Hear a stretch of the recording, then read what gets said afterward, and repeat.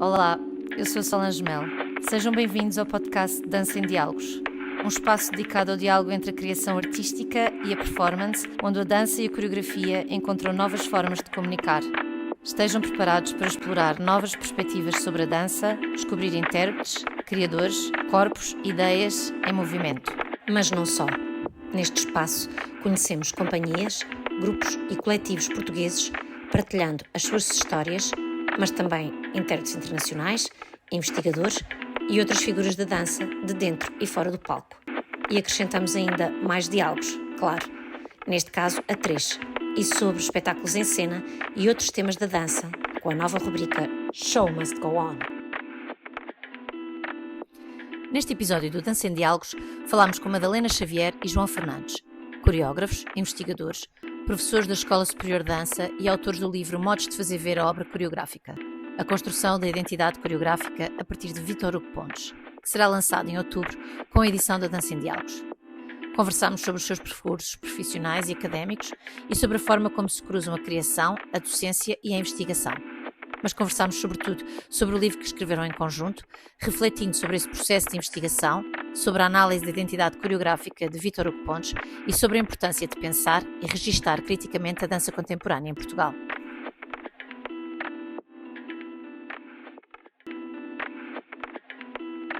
Olá Madalena, olá João, bem-vindos ao podcast Dança em Diálogos. É um prazer ter-vos aqui.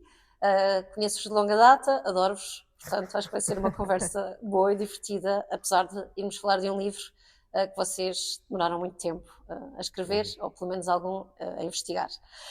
Então vamos a isso?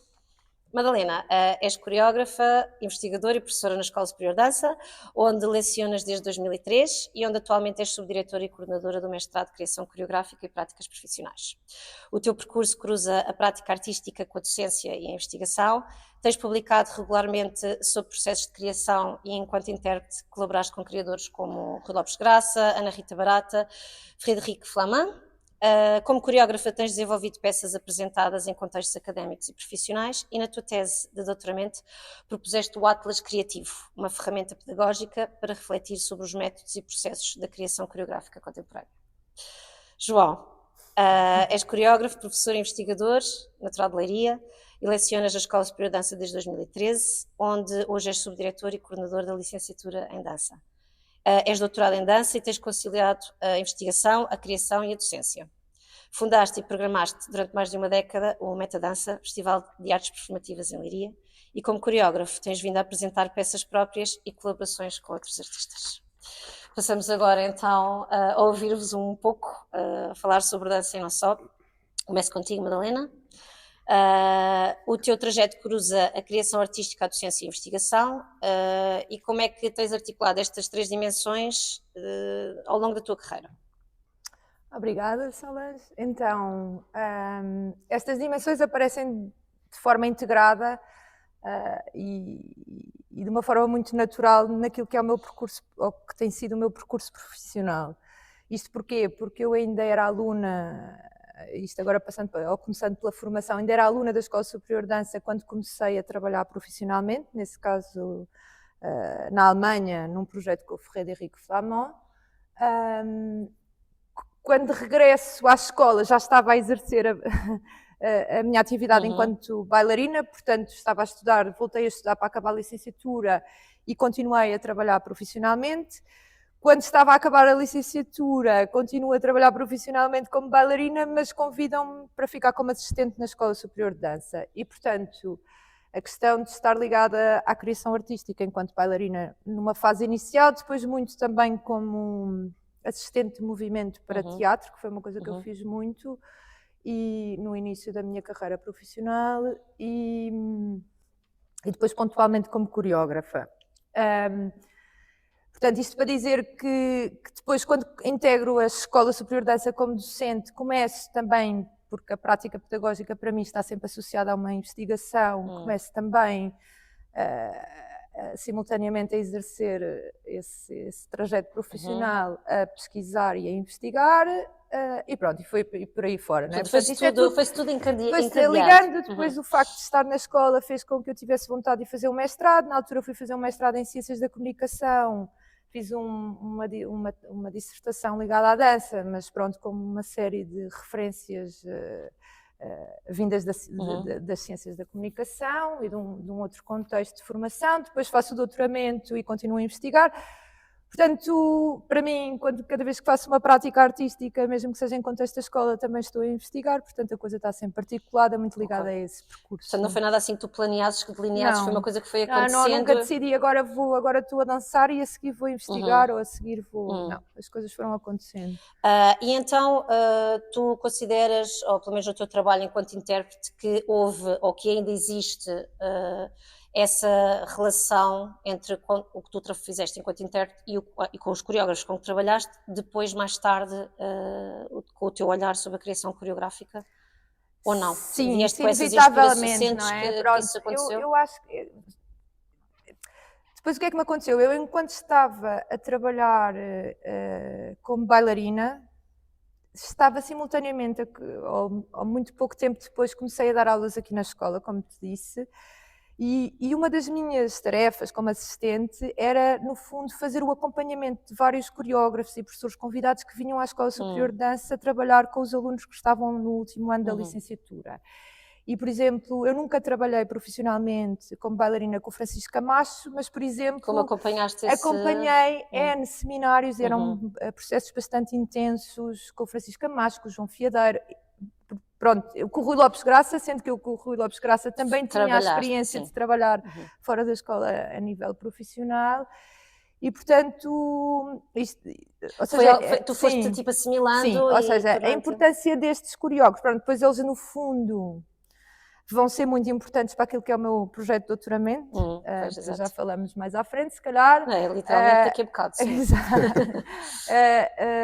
Foram muito importantes porque, de facto, a minha relação com a investigação e com o ensino esteve sempre ligada a esta vontade de entender aquilo que são as poéticas, aquilo que são os métodos, aquilo que seja coisas mais pragmáticas e menos pragmáticas, mais intuitivas dos processos de criação. Portanto, tu nesse processo de acompanhar também os coreógrafos, como mencionaste, começou então por aí essa vontade, ou eventualmente começaste a perceber dessas diferenças, ou desses processos que são, ou de semelhanças.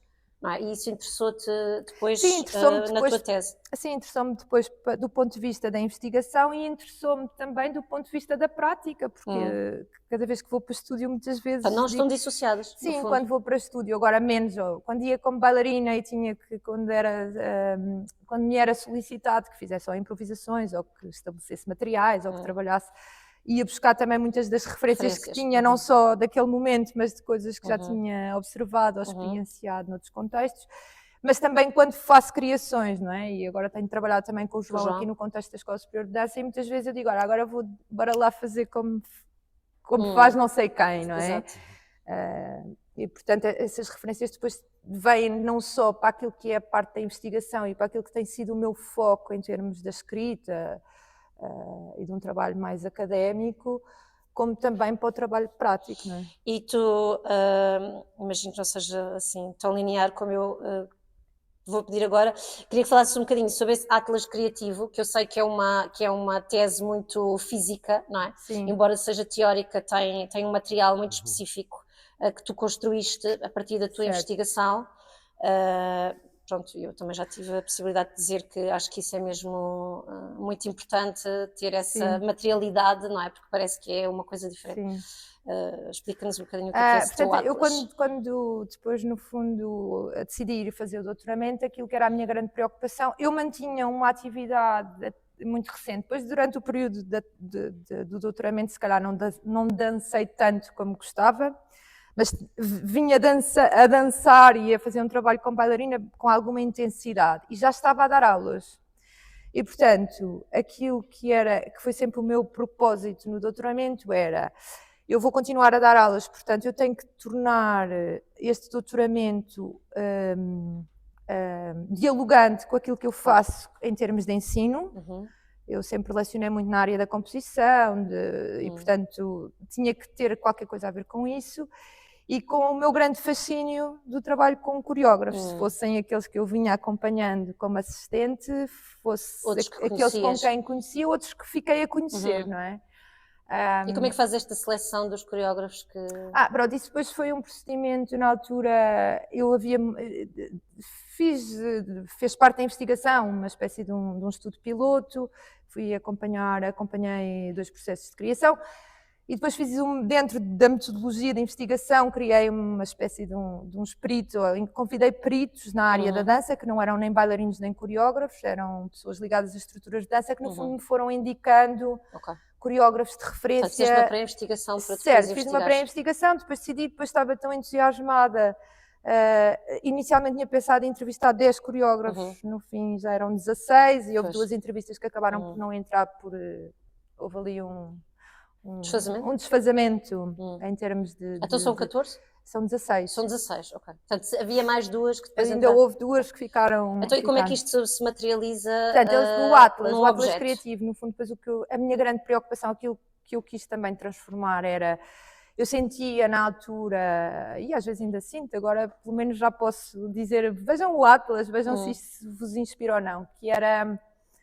Os nossos alunos, ou os meus alunos, tinham alguma dificuldade em encontrar uma terminologia para aquilo que faziam em estúdio.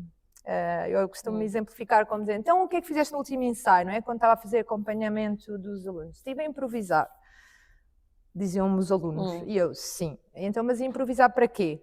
Silêncio.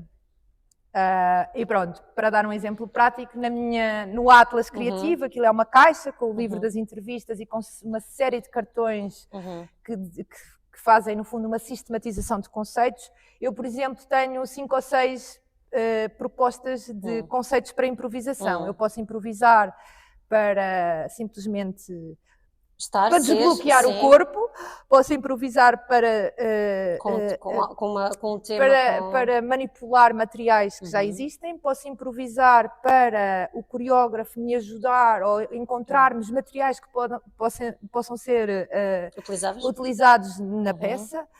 E pronto, e portanto faço isso e fiz isso em relação àquilo que é a definição temática de uma obra coreográfica, formas de materializar movimento, seja através da transmissão de movimento, seja através de processos de improvisação, diferentes formas de nos relacionarmos com aquilo que é a definição de outros elementos, como a palavra, o texto, a música. Pronto, e portanto no fundo eu disponibilizei... neste caso, porque eu chamo-lhe uma ferramenta artístico-pedagógica, eu acho que ela tem mais utilidade no contexto pedagógico do que artístico, mas ainda assim, quem conhece o Atlas pode usá-lo. Portanto, eu diria que é mais do que um Atlas, não é? Tipo, pode ser um roadmap, pode ser um mapa, não é? Pode ser um mapa para seguir um roteiro à escolha no processo. Certo, pode ser. Um mapa que não tem uma linha cronológica, portanto, porque isso é uma das coisas que eu defendo para os processos de criação. Eu posso começar por definir a peça, uma obra coreográfica do ponto de vista temático, ou posso chegar ao fim e dizer esta peça é sobre qualquer coisa que eu descobri. E portanto tem este é um mapa que critério de não ter um caminho definido nem cronológico, e é um mapa, e é um atlas que eu criei uma coisa que eu chamo os question cards, não é? Que é para todas as definições que eu proponho, eu pergunto, e para ti o que é improvisar? E para que é que pode servir improvisar? Portanto, também é um processo de reflexão. Sim, pronto. E depois tenho um caderno, que é uma coisa que eu também prezo muito com os meus alunos, e acho que é uma coisa de valorizar, que é, eu para entender o que é que eu faço, se calhar é bom, numa fase inicial, mapear o que fui fazendo, registar o que fui fazendo. Portanto, eu tenho um caderno de registro dentro da caixa, diário de bordo, uma espécie que é um diário de bordo, que convoca os conceitos que eu vou propondo. E, portanto, quando um utilizador do Atlas chega ao final do seu processo de criação, consegue reconstituir, do ponto de vista da utilização dos conceitos operativos, do estúdio, como é que o processo funcionou. E que no fundo é fundamental para a investigação futura também, não é? É fundamental para a investigação futura e até para, quando falamos disto, dos alunos, no fundo, num percurso ainda, numa fase inicial de um percurso, se calhar uma pessoa um aluno não tem essa consciência, e um bocado de ir depois refletir sobre, olha, de facto nem tinha reparado que que começo sempre por aqui ou que recorrentemente faço isto ou aquilo. Portanto, Como não é sentido de como é que os registrar. alunos que não trabalham contigo, que não estão na Escola Superior de Dança, conseguem adquirir esse teu Atlas, Eu não é? nunca publiquei o Atlas, pronto, assim, foi Mas é uma coisa. vontade que tu tens de publicar, de tornar essa Eventualmente, ferramenta eu acho que mais entretanto isso disponível? já passam alguns anos. Aquilo que eu fiz é, eu tenho um site onde os Tens? Ok. cartões estão... Existem, portanto, Existe, e virtualmente, eu cada vez que dou um que seminário, é, quando dou ok, atlascreativo.com, atlascreativo.com. e depois quem me contactar pedindo a password, Ok, tu dás acesso, disponibilizas o acesso, ok. disponibilizo e pronto, estou sempre disponível para. Na Biblioteca da Escola Superior de Dança existe para consulta o Atlas, o próprio livro das entrevistas é um anexo da minha tese e portanto também está disponível no de acesso repositório? aberto no Sim. repositório da Faculdade de Universidade Humana. Sim, fiquei com... Pronto, eu na verdade depois quando fiz o doutoramento tive muita vontade de tornar físico aquele objeto, porque eu sabia que depois ia passar para outra fase da minha vida e que ia ser difícil se calhar retomar. E então foi um investimento pessoal que fiz e não me arrependo. Se calhar o que aconteceu foi que depois mobilizei-me menos para o tornar físico numa versão mais ampla. Mas não faz mal, vou fazendo outras coisas. Pois é isso. É o que é. Exato, e estamos aqui a falar também dessas outras coisas que vocês estão a desenvolver. Passamos então agora para ti, João. Antes de passar para ti, queria agradecer receberem o podcast aqui na Escola Superior de Dança, que para mim é particularmente especial, interessante, e acho que é assim que temos que conhecer vários espaços e sendo vídeo, melhor ainda. João, tu começaste em Leiria, depois o teu percurso levou-te à Escola Superior de Dança, onde hoje em dia és professor e subdiretor. Conta-nos um pouco sobre esta tua trajetória e o que mais destacas nesta trajetória. Sim, obrigado Solange pelo convite. Bem, eu acho que se pensasse há 20 e poucos anos atrás, não era expectável que eu seguisse a área da dança. Portanto, eu estava num curso de Ciências e Tecnologias e fazia dança de forma extracurricular, numa fase muito poucas aulas, e depois aumentei o número de horas, mas não propriamente para seguir dança. Portanto, eu tenho uma família ligada ao setor empresarial e, portanto, o meu objetivo seria seguir gestão de empresas. Pronto. Durante o meu percurso depois fui-me cruzando com pessoas, aliás, os meus próprios professores de dança incentivavam também, acho que devias investir mais na tua formação. Onde é que tu começaste a estudar em Leiria? No Estúdio Capa, numa escola em Leiria. E há uma altura da minha vida, perto de ter esta escolha do ensino superior, claro. que me cruzo com a Paula Pinto e com o João Miranda, e que são duas pessoas que na altura falam comigo e dizem, olha, acho que devias continuar, investir. E então decidi fazer a audição à escola, sem grandes expectativas, porque na verdade também me tinha candidatado. Tinhas outras opções? Sim, e tinha-me candidatado na altura ao ensino superior, a gestão de empresas, portanto fiquei em gestão de empresas, fiquei em dança e lá Estava decidi, tudo bem, sim. na altura, mobilizei-me para isto, no sentido, bem, ainda sou novo, também qualquer coisa que corra mal, Mudas. depois posso mudar. Faço a licenciatura, acho que isso é um momento marcante deste meu percurso, até porque foi tudo completamente novo. Talvez aquilo mais próximo que eu tive aqui na escola foi a técnica de dança clássica, porque depois tudo o resto, mesmo a dança contemporânea, era muito diferente da dança contemporânea que eu tinha. Não tinha esta prática da composição, portanto foi difícil, não foi propriamente fácil esta integração aqui na licenciatura, mas foi algo que acho que me fez descobrir e fez descobrir aquilo que efetivamente eu queria fazer no contexto da dança, e que no contexto da dança tu podes ser bailarino, como podes ser coreógrafo, como podes ser professor, portanto tu tens muitas possibilidades. Tem um largo espectro, não é? Tem um largo espectro. Depois, quando fiz o mestrado em criação, eu acho que aí sim foi um grande boost que eu tive. Cruzei-me na altura também com muitos professores que estavam no terreno, muitos coreógrafos, e que foi o meu lançamento na altura enquanto criador, que a Madalena foi na altura a minha orientadora de mestrado. E depois eu nunca me afastei muito da escola, portanto, eu acabo o mestrado em 2012 e em 2013 estava a dar aulas na escola, pronto. Mas obviamente que há este meu desenvolvimento aqui na escola, passado 3 anos e meio de entrar, sou nomeado subdiretor, e portanto acho que isso também é um grande marco, claro. Trouxe-me uma grande responsabilidade, numa idade muito jovem, acho que tinha cerca de 27 anos, talvez, quando isso aconteceu. E foi aqui também que comecei a ter uma ligação mais próxima com a Madalena. Ela já tinha sido minha professora. Mas na criação? Não na criação, mas a Madalena foi nomeada na altura coordenadora da licenciatura em dança e depois nomeou-me a mim enquanto membro da comissão científica, e é a partir daí, efetivamente, que nós começamos a ter uma relação Um mais entrosamento, próxima, sim. de ter discussão de Pessoal ideias. e profissional, não é? Sim, acho que nessa altura, eu acho que isso foi uma altura bastante importante para os dois, porque estávamos os dois a iniciar cargos de novas funções e cargos de gestão, e desenvolvemos um conjunto de projetos aqui na escola que foram, acho que deram bastantes frutos, designadamente a Porta D, que tu próprio e o Fernando integraram na questão das residências artísticas, o Projeto T, que era um projeto que já existia na escola, mas que de alguma forma nós ampliámos, digamos, a sua ação, e portanto tivemos diplomados a viajar um pouco por todo o país com as suas peças,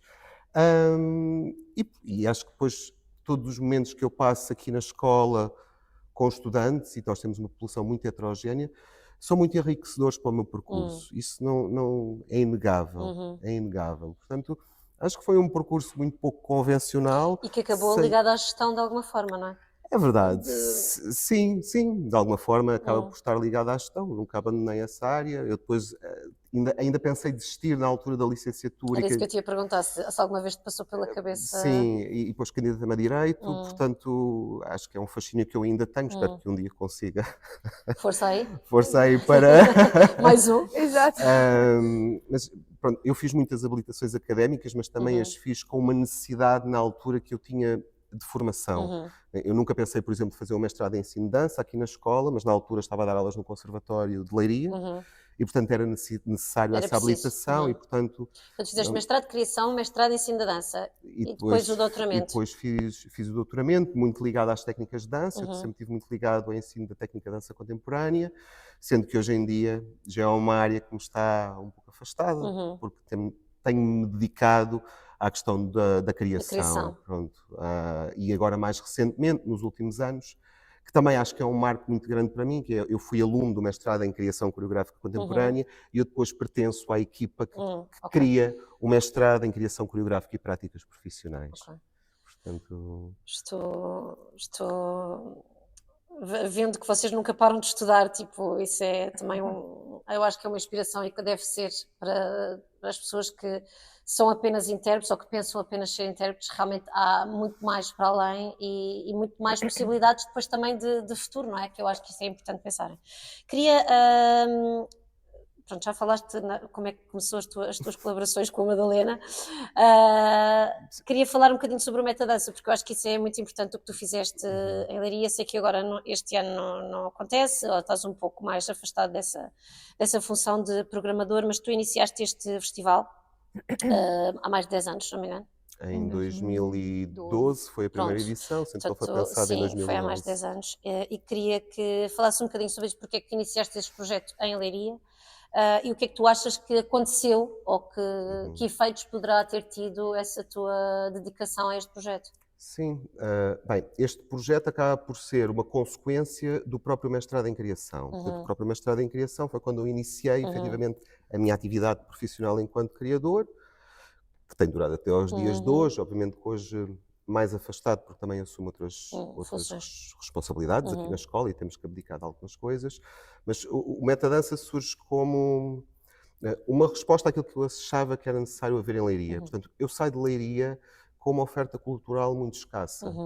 Portanto, a minha noção daquilo que era a dança e do que poderia ser a dança era muito centrado naquilo que era a Companhia Nacional de Bailado e, na altura, nos últimos anos, do Ballet Gulbenkian. E, portanto, eu achava que era preciso dar um boost, não é? Para as pessoas também terem, as pessoas, neste caso os estudantes de dança, poderem também tomar contacto com outras formas de expressão e, portanto, outras formas de expressão artística, designadamente a dança. E, portanto, o Metadança estava muito aliado ao espaço público, portanto, à criação em espaço público, e fundamentalmente trabalhando com pessoas que estavam a investir na sua formação, numa licenciatura, ou criadores emergentes. Portanto, esse foi o meu mote inicial para a criação, portanto, dar resposta também a... Nós na altura estávamos no Bairro Alto, aqui na escola. Exato.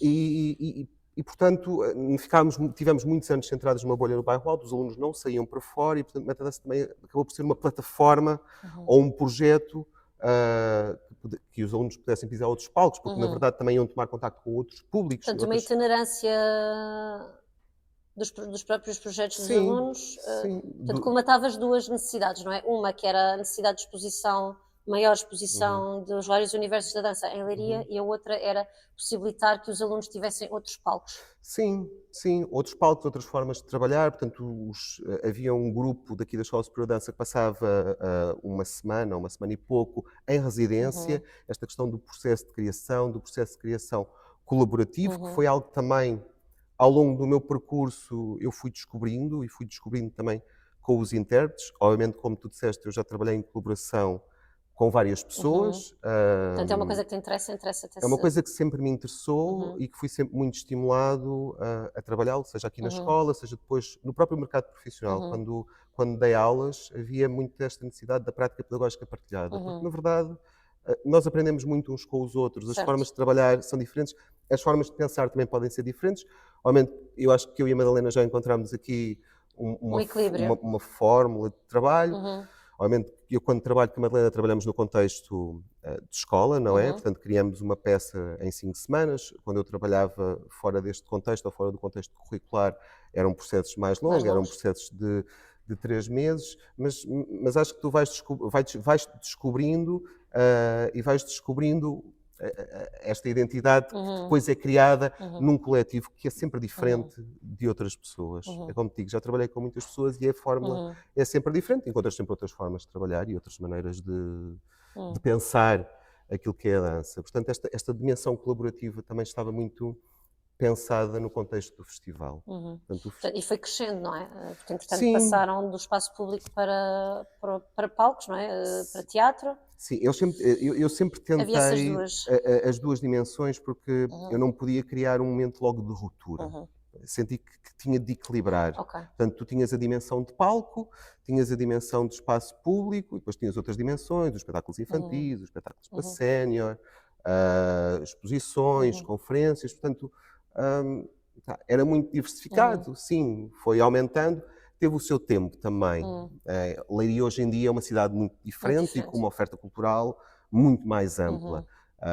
Isto não quer dizer que o Metadança não possa voltar um dia. Pronto, sabes que eu vou dizer que sim, que quero que volte. Sim, mas para já os Para meus já, objetivos também são diferentes. O Metadança estava muito associado ao associativismo e, portanto, também tem a ver com a tua disponibilidade para fazer este trabalho voluntário, não é? E, portanto, são outras prioridades. Eu acho que não quer dizer que ele tenha acabado, mas pelo menos está agora num momento modo de pausa, não é? sim. Bom, então podemos passar para o que nos traz aqui também, para além de, obviamente, conversar convosco, que é o livro Modos de Fazer, ver a obra coreográfica, a construção da identidade coreográfica a partir de Vítor Hugo Pontes. Eu disse tudo certo, certo? Portanto, Modos de Fazer ver a obra coreográfica, que eu penso, digam-me vocês, que é uma... É o título da coleção. Exato, o título da coleção, que depois se desconstrói em diferentes investigações que vocês vão fazendo, não é? E este primeiro livro é A Construção da Identidade Coreográfica a partir de Vítor Hugo Pontes, certo? Disse tudo certo? Okay, Exatamente. que será lançado em outubro e com muita alegria e felicidade a Dança em Diálogos terá um papel também no lançamento do vosso livro e também queria agradecer-vos por essa confiança e que a mim me entusiasma particularmente. Não sei quem vai querer, vão tendo a vossa dinâmica que vocês já têm, a vossa dinâmica. Vou então aqui passar por esta. Como é que surge esta ideia de, pelo menos, o vosso primeiro livro desta coleção se centrar no trabalho do Vítor Hugo Pontes? Bem, eu e a Madalena já conhecíamos o Vítor Hugo Pontes, Claro. A Madalena entrevistou-o também em 2014, em ou dois- seja, foi a portanto, primeira o Vítor Hugo Pontes já entrevista. entrava dentro do O teu Vítor Hugo atlas. Pontes, sim. Depois o Vítor Hugo Pontes, eu conhecia o trabalho do Vítor Hugo Pontes, não o conhecia pessoalmente.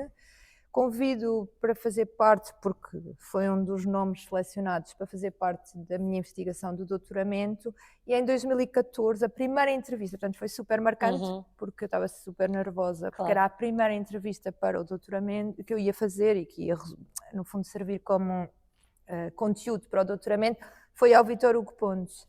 E fiquei completamente rendida à capacidade de comunicação do Vítor Hugo. Eu já gostava muito do trabalho dele. E fiquei completamente rendida à pessoa dele. à pessoa dele e à capacidade de comunicação, à exposição do seu clareza, trabalho.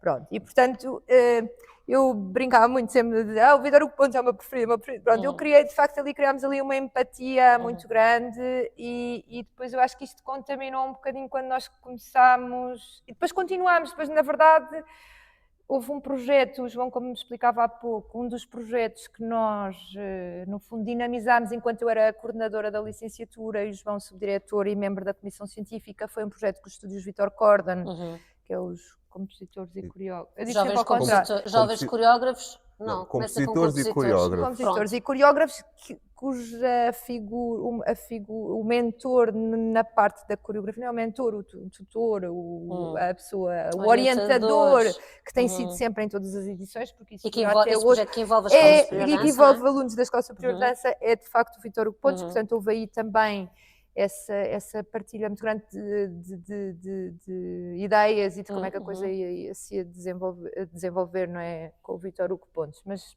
pronto, depois mais especificamente para o livro, eu não me lembro. Nós fomos sempre acompanhando o trabalho de Vítor Hugo Pontes e tendo não só o trabalho, mas a forma também como ele comunica. Porque o Vítor Hugo Pontes é uma pessoa que comunica muito bem aquilo que faz.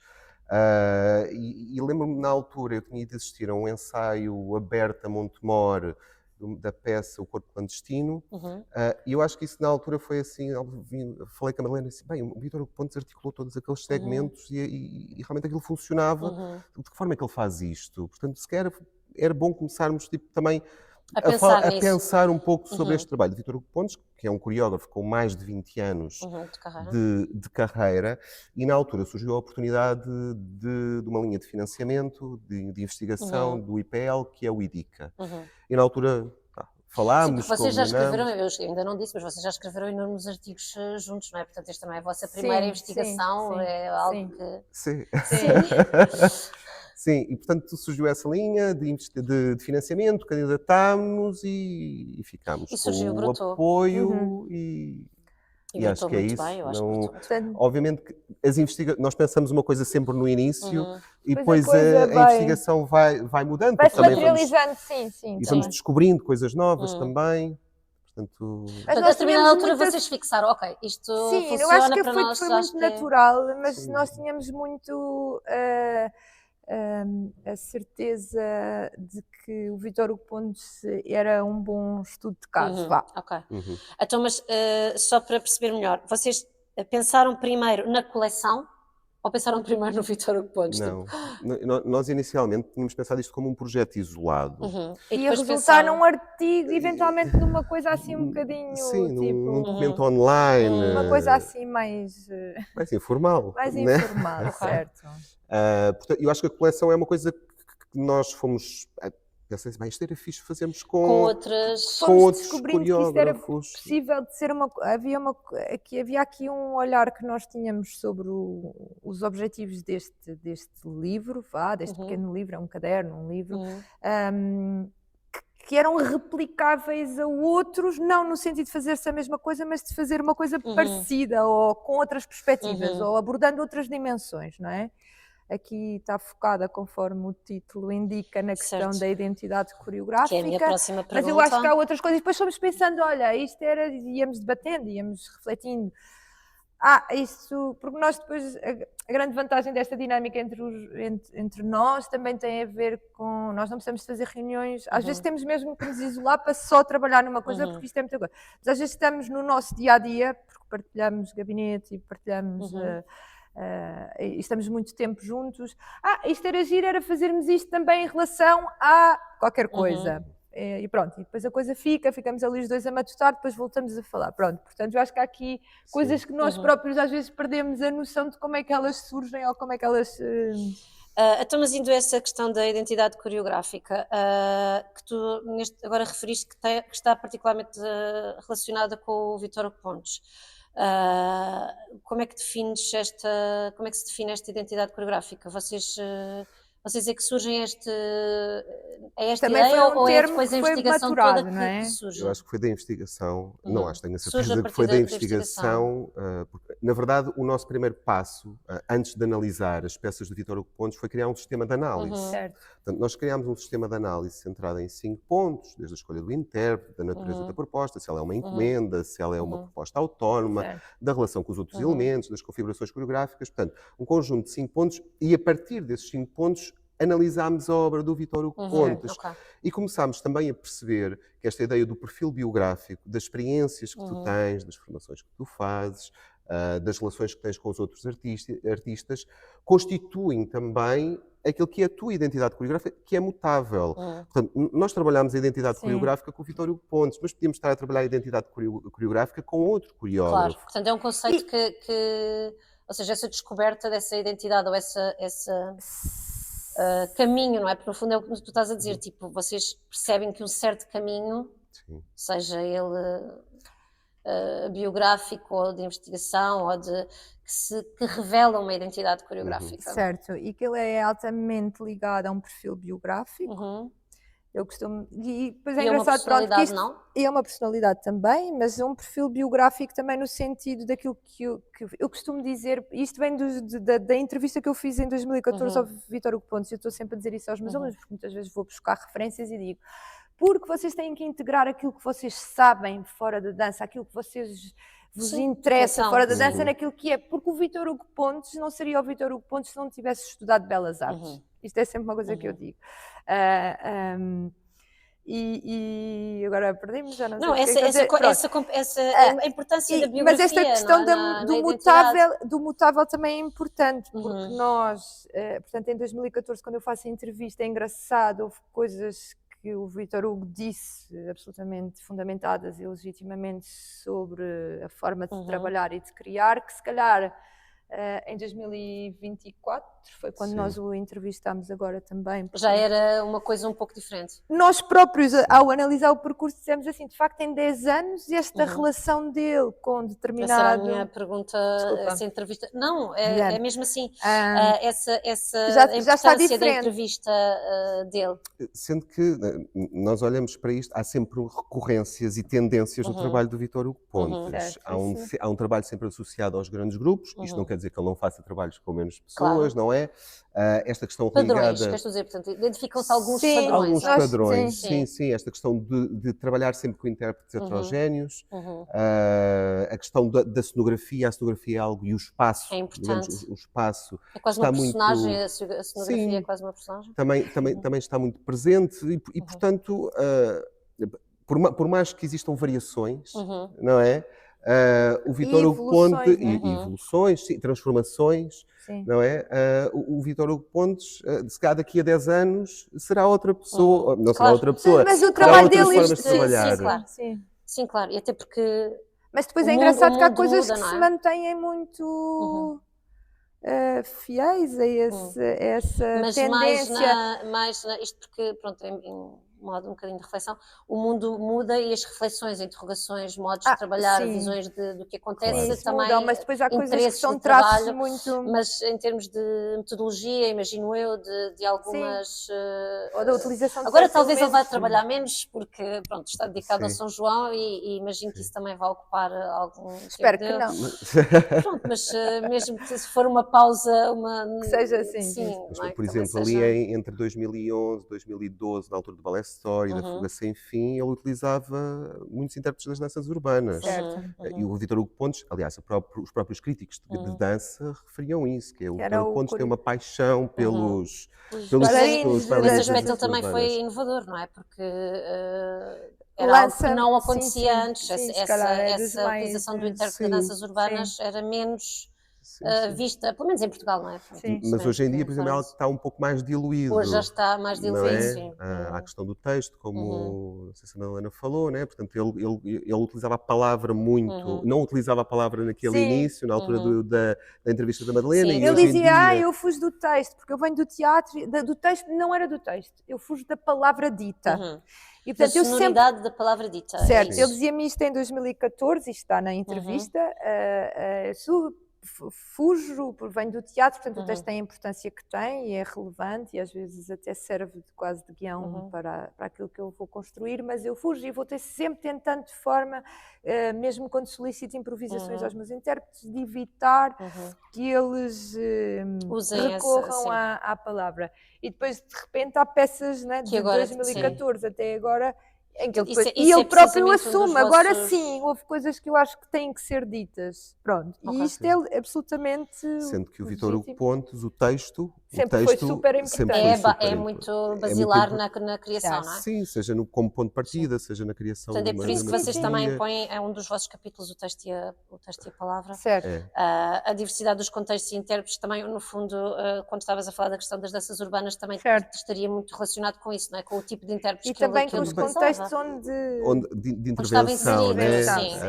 O Vítor Hugo Pontes também passou pela Companhia Nacional de Bailado, passou pela Companhia Instável, teve agora com o Dançando com a Diferença, fez aquele projeto com a Arte em acho que é Arte em Rede, sim. E vai agora fez o Partis. Fez o Partis.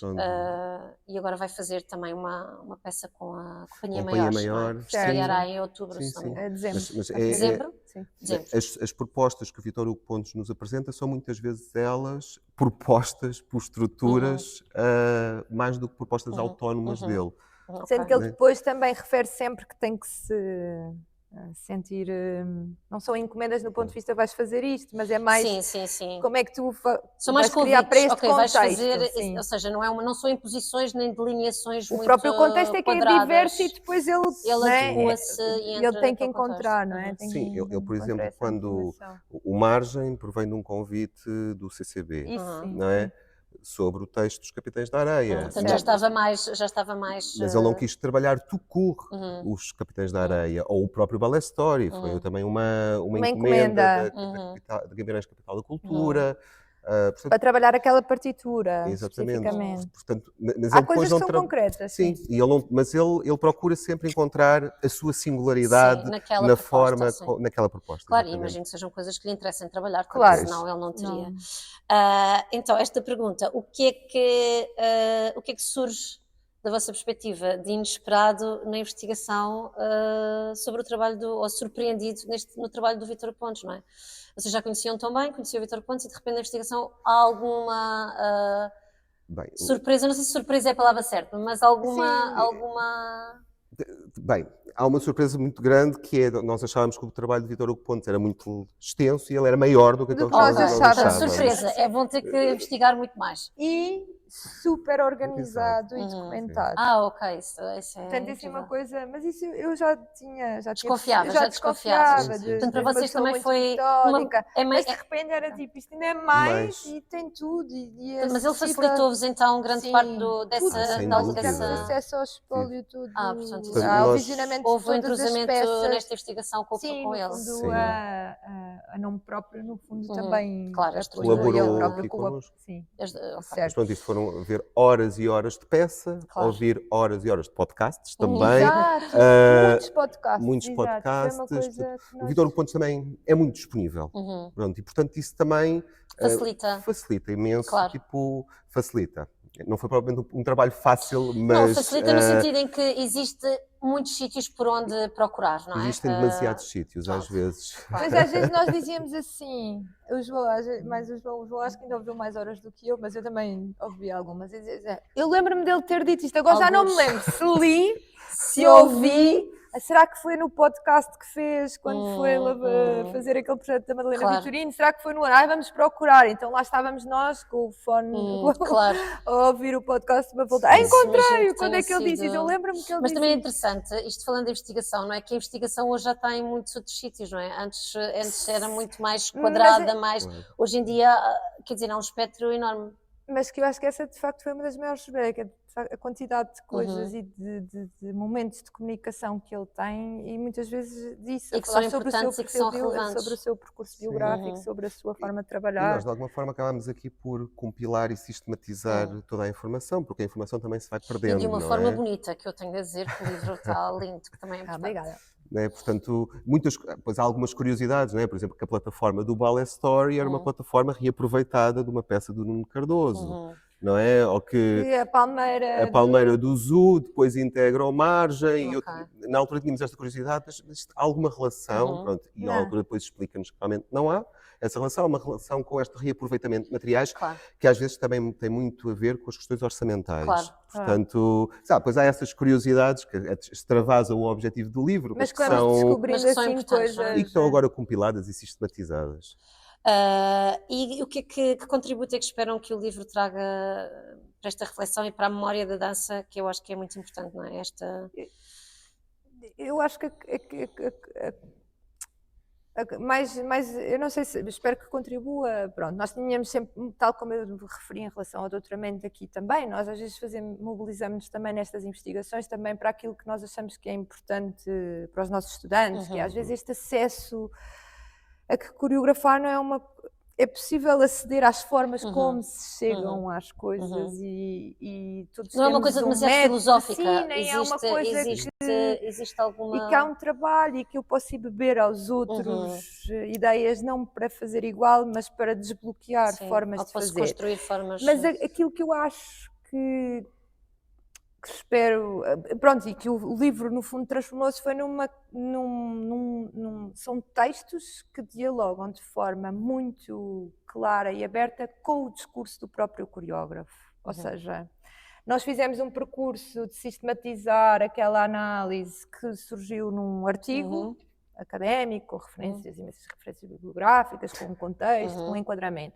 Depois fizemos um segundo artigo, que também foi publicado numa revista portuguesa, onde já íamos buscar aquilo que era um trabalho prévio ao livro, mas também fundamentado, conceitos. E quando chegamos a esta ideia de facto, vamos fazer o livro, vamos materializá-lo, isto é mesmo...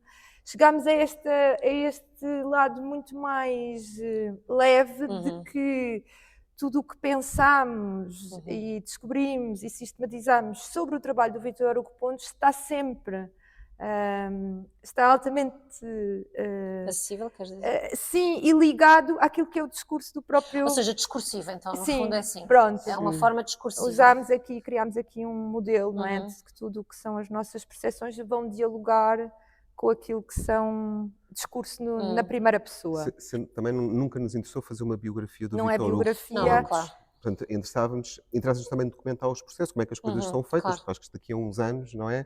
Vai ser importante também perceber, Sim, não é? o próprio título diz identidade coreográfica, é isso que vos interessa Certo. seguindo estes...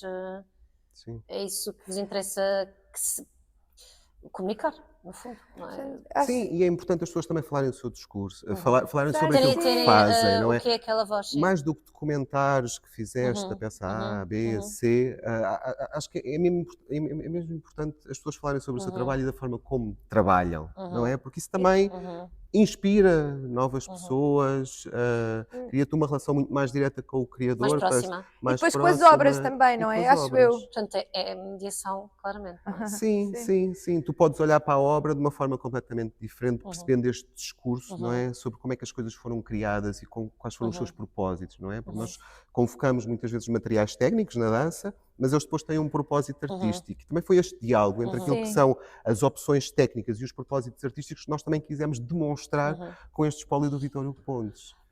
Eu imagino que tenham mais projetos em mãos. Antes de passar para a última pergunta, queria só que, pronto, o vosso livro vai estar disponível, vai ser distribuído, vocês vão fazer um lançamento. Sim. Ainda não existe financiamento data, mas existe... Portanto, isto teve um primeiro financiamento do IDICA, do IPL, e depois um segundo financiamento para a publicação física do INET-MD, através da FCT, e com a edição da Dança em Diálogos. Esperemos até, não sei se será, ainda temos aqui de acordar a datas, ali entre outubro e dezembro, mas até ao final do ano certamente que vamos lançar o livro. Há um número limitado de exemplares de edição física, sim. De edição física. Ele será distribuído por todas ou a maioria das escolas artísticas de artes performativas, também pela Dança em Diálogos. É verdade. E, portanto, ele depois ficará disponível online. Ok. Certo. Pronto. E Portanto, agora quem não conseguir um exemplar físico terá sempre acesso ao livro online ou em formato PDF, imagino. Sim, pronto. E acho que agora daqui nós já temos agora outro projeto pensado para dar a continuidade, o volume 2, neste caso, Da dos vossa modos coleção? Fazer da ver. nossa coleção, já está pensado, já começámos a sistematizar ideias E iniciais. é partilhável ou nem por isso? Sim, Em acho que princípio, vai ter assim como modo a cocriação. cocriação. Ok, a O criação trabalho vai em ser... duplas, ok. Duplas. O que Ok. é isto? duplas criativas. Naturalmente, de vocês também terem tanto... O Ah, vosso, sim, sim. o vosso percurso passar tanto por isso, imagino Se que calhar vos tenha também sim, interessado sim, essa... sim. Olha, eu queria agradecer-vos muito esta conversa. Estou mesmo muito contente que possamos ter feito, porque acho que o que partilham é mesmo relevante e faz todo o sentido falarmos sobre dança e sobre o que se escreve sobre dança e sobre os caminhos de quem faz a dança de diversas formas em Portugal e não só. Portanto, vocês são uns queridos. Desejo-vos o melhor para a investigação e para tudo o resto e até breve, porque sei que é mesmo até breve. Mesmo até breve. Provavelmente até daqui a bocado. Sim. Obrigada. Obrigada, Solange. Solange. O episódio de hoje do Dança em Diálogos chega ao fim, trazendo mais uma perspectiva, mais um percurso, mais uma reflexão sobre a dança. Já sabem, estão todos convidados a seguir o podcast Dança em Diálogos nas nossas redes sociais, a partilhar os episódios e a deixar a vossa opinião ou sugestões para temas futuros. Para estar sempre informado sobre os novos episódios e atividades, podem subscrever o nosso canal no YouTube e no Spotify. Além disso, está disponível a nossa newsletter em dediálogos.com, onde podem conhecer melhor a Dança em Diálogos e todos os seus projetos e dimensões. A Dança em Diálogos é uma plataforma de criação, produção e programação em dança, com um enfoque particular em projetos de mediação e participação de e com diferentes públicos e comunidades. No próximo episódio, vamos continuar, claro, com mais dança e mais diálogos. Eu sou a Solange Mel e espero voltar a estar convosco em breve.